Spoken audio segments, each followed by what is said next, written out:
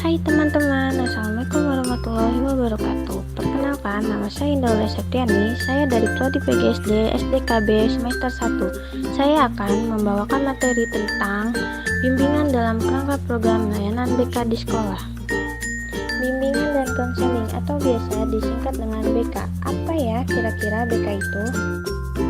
Bagi teman-teman kita yang masih SD atau baru lulus dari SD, tentu ya belum mengenal apa itu bimbingan dan konseling atau BK. Mengenal pun paling dari kayak media sosial atau dari kakak tingkat kalian. Selebihnya bisa dibilang belum tahu ya teman-teman kita dari SD. Dikarenakan di SD pun memang belum ada atau sangat jarang sekali yang ada guru BK-nya. Tetapi ketika teman-teman dari SD ini masuk ke dunia SMP, sekolah menengah pertama, jadi banyak sekali nih guru BK di sekolah menengah pertama. Teman-teman yang sudah SMP pasti tahu dong guru BK itu apa, tetapi banyak belum paham apa itu BK. Sebenarnya banyak banget loh pengertian para ahli tentang bimbingan dan konseling, tetapi di sini dirangkum aja ya. Bimbingan dan konseling atau biasa disingkat dengan BK adalah suatu layanan yang diberikan guru BK kepada siswa baik secara langsung ataupun tidak langsung yang bertujuan untuk membantu siswa dalam mengenali dirinya, memecahkan permasalahannya, dan untuk membantu siswa mencapai perkembangannya secara optimal. Jadi sebenarnya BK itu bukan mata pelajaran ya, tetapi layanan yang bertujuan untuk membantumu berkembang lebih optimal. Selanjutnya, mispersepsi bimbingan dan konseling. Ini kalau dipikir-pikir ya emang banyak sekali pemahaman yang salah tentang bimbingan konseling atau guru BK. Salah satunya yaitu banyak yang bilang bahwa guru BK itu seperti polisi sekolah yang kerjaannya menghukum siswa, mencatat pelanggaran siswa, mencatat poin, dan memotong rambut. Perlu kita ketahui bersama bahwa itu sebenarnya adalah tugas dari tim kedisiplinan bagian kesiswaan. Jadi, bukan tugas BK ya. Yang kedua, BK tempat siswa bermasalah. Sama nih, ini juga sering sekali mendengar pernyataan seperti ini. Pokoknya kalau sudah ada siswa dipanggil guru BK, pasti nih siswa bermasalah. Atau ada siswa dipanggil ke ruang BK, pasti dianggap siswa ini bermasalah. Bukan gitu konsep mikirnya teman-teman. Tetapi kalau ada siswa dipanggil oleh guru BK, banyak hal loh. Banyak pelayanan yang akan dilakukan oleh guru BK, yang akan diberikan guru BK, dan layanan BK nggak cuma satu. Bisa jadi siswa ini ingin berkonsultasi tentang pendidikannya, ingin berkonsultasi tentang beasiswa, dan sebagainya. Dan yang ketiga, layanan BK hanya untuk siswa tertentu. Wah, ini pun sering ya terdengar pernyataan seperti ini, misalnya, kok siswa itu terus yang dilayani, kok aku nggak pernah dilayani mereka, kok aku nggak pernah dapat layanan mereka. Itu sangat pemikiran yang kurang tepat. Layanan BK ini diberikan kepada seluruh siswa tanpa pengecualian dan tanpa membeda-bedakan. Jadi siapapun teman-teman atau masih seorang siswa di sekolah tersebut berhak dong menerima layanan BK, asalkan saat jadwalnya teman-teman untuk mendapatkan pelayanan BK, teman-teman harus hadir ya. Atau bisa jadi teman-teman bisa juga mendatangi guru BK dengan sukarela untuk bertanya atau berdiskusi hal apapun yang teman-teman inginkan. Itu pun it's okay. Jadi di dalam bimbingan konseling itu menyediakan layanan-layanan yang seperti itu. Jadi pada mispersepsi bimbingan dan konseling yang bilang bahwa 1. Guru BK polisi sekolah, 2. BK tempat siswa bermasalah, dan 3. Layanan BK hanya untuk siswa tertentu, semua pernyataan ini tidak tepat ya. Pembahasan selanjutnya, bidang bimbingan dan konseling. Maksudnya yaitu cangkupan pelayanan bimbingan dan konseling. Nah, ini biasanya guru BK menyebutnya dengan PSBK. Nah, PSBK ini ada singkatannya, yaitu P. Bidang pribadi. Nah, bidang ini bertujuan untuk membantu teman-teman dalam mengenali dirinya sebaik mungkin, membantu teman-teman untuk mengenal minat bakat teman-teman, dan sebagainya. Yang kedua, S. Bidang sosial.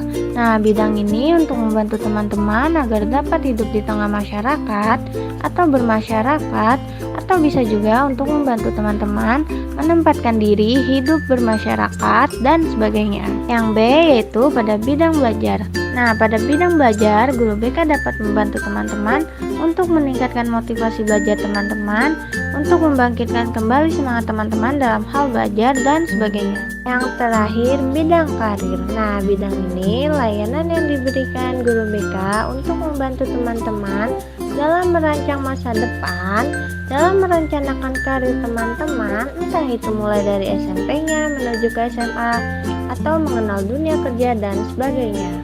Wah, komplit banget ya bidang layanan BK ini. Pembahasan selanjutnya yaitu asas bimbingan dan konseling. Nah, asas bimbingan dan konseling ini ada beberapa yang harus sangat kita ketahui sebagai teman-teman sendiri selaku siswa maupun sebagai guru BK. Yang pertama yaitu asas kesukarelaan. Maksudnya pada asas ini teman-teman tidak dipaksa untuk menemui guru BK, teman-teman tidak ada paksaan sama sekali, intinya seperti itu, dan ini khususnya pada layanan konseling pribadi. Asas kedua yaitu asas kerahasiaan. Jadi apapun yang kita bahas antara teman-teman dan guru BK itu benar-benar terjaga dan wajib dijaga. Benar-benar bersifat sangat rahasia, tidak boleh dibocorkan kepada siapapun, dan bila ingin disampaikan orang lain harus berdasarkan kepada kedua belah pihak antara teman-teman dan guru BK. Nah, asas yang ketiga yaitu asas keterbukaan. Maksudnya siswa dan guru BK saat berdiskusi wajib sama-sama terbuka, tujuannya agar dari diskusi ini menghasilkan solusi seperti apa yang diharapkan. Nah, berdasarkan asas bimbingan dan konseling ini, jadi teman-teman tidak perlu ragu atau takut-takut untuk bertemu guru BK, bercerita dengan guru BK, dan berdiskusi dengan guru BK, karena semua terjamin kerahasiaannya. Pembahasan selanjutnya yaitu berbagai macam layanan bimbingan dan konseling. Seperti yang disampaikan di awal tadi, bahwa layanan bimbingan dan konseling atau layanan BK itu tidak hanya satu tetapi banyak. Nah, yang pertama misalnya layanan orientasi. Layanan ini yaitu untuk mengenalkan BK kepada para teman-teman saat awal masuk ke SMP atau awal masuk ke SMA. Yang kedua, layanan informasi. Nah, ini layanan yang diberikan guru BK kepada siswa sesuai dengan kebutuhan siswa, entah itu pada bidang pribadi, bidang sosial, bidang belajar, ataupun bidang karir. Yang jelas, ini benar-benar sesuai dengan kebutuhan siswa berdasarkan data yang diisi oleh siswa. Yang ketiga, ada layanan bimbingan kelompok. Nah, layanan bimbingan kelompok ini terdiri dari 6 hingga 10 siswa, kemudian duduk bersama dan diskusi bersama dengan mengangkat tema yang telah disepakati bersama, dan hasil diskusi boleh kok disebarkan kepada orang lain. Layanan yang keempat yaitu konsultasi kelompok. Nah, pada layanan ini sama antara 6 hingga 10 siswa, kemudian duduk bersama, diskusi bersama, dan mengangkat satu topik problem yang sudah disepakati, tetapi di sini sangat menjaga asas kerahasiaan. Apapun yang didiskusikan tidak boleh disebarkan keluar, harus berdasarkan kesepakatan kelompok ini.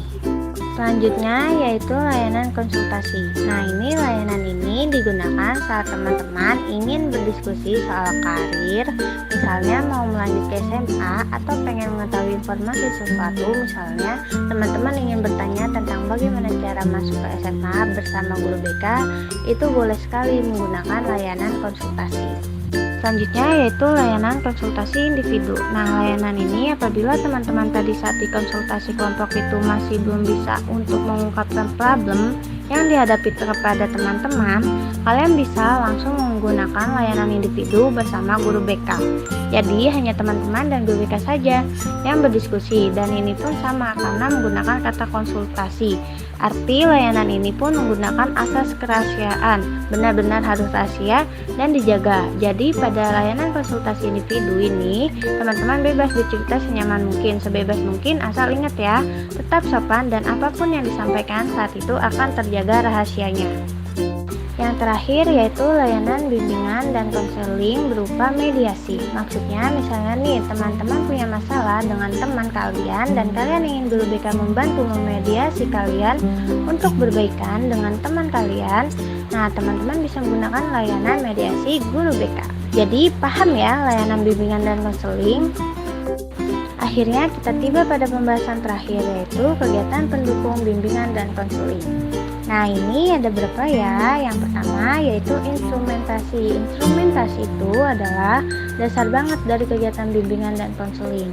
Nah, instrumentasi ini seperti apa? Misalnya, saat guru BK memberikan teman-teman seperti pernyataan-pernyataan atau checklist-checklist yang wajib kalian isi, baik itu berupa lembaran ataupun berupa Google Form, tolong ya teman-teman wajib diisi karena layanan BK mengacu pada data yang teman-teman berikan ini. Terus bagaimana? Apakah ini bersifat rahasia? Ya, benar, ini benar-benar bersifat rahasia. Jadi, saat mengisi instrumen yang diberikan oleh guru BK, teman-teman sampaikan saja apa adanya, jujur apa adanya, dan itu akan terjaga datanya benar-benar terjaga, benar-benar rahasia, jadi nggak usah ragu ya buat mengisinya. Kegiatan pendukung selanjutnya yaitu himpun data. Nah, ini misalnya guru BK, saat kita berbicara sama guru BK, entah itu berdiskusi, entah itu lewat chat, entah itu berupa angket, apapun yang teman-teman berikan kepada guru BK itu adalah data yang guru BK peroleh dari teman-teman. Sekian materi pembahasan yang saya sampaikan, semoga bermanfaat dan paham ya. Terima kasih.